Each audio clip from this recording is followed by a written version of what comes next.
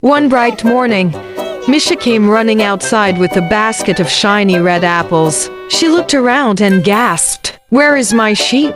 Inside the house, the two big bears were busy clattering around in the kitchen, trying to make soup.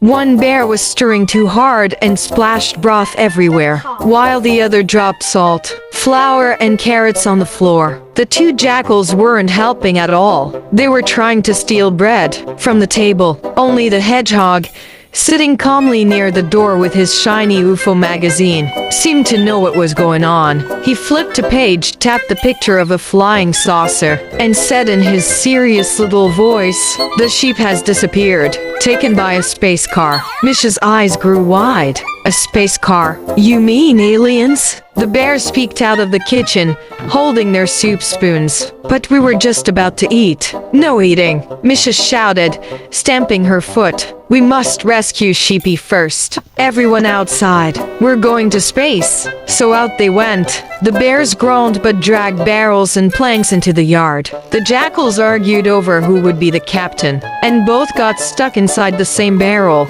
Misha put a cooking pot on her head like a space helmet, grabbed a wooden spoon like a sword, and marched around like a commander. The hedgehog, of course, stayed calm, waving his magazine and pointing at the sky as if he had all the instructions. Finally, their spaceship was ready, if you could call a wobbly pile of barrels, pans and ropes a spaceship. With a loud cheer, Misha shouted, "3, 2, 1, blast off!" The whole contraption rolled down the hill, rattled over the rocks, and splash straight into a muddy pond. Mud flew everywhere. The bears popped up dripping like chocolate statues. The jackals sneezed mud bubbles, and a frog sat proudly on one bear's head. Misha laughed so hard her pot helmet slid down over her eyes. The hedgehog just flipped another page of his magazine, completely clean, as if nothing unusual had happened.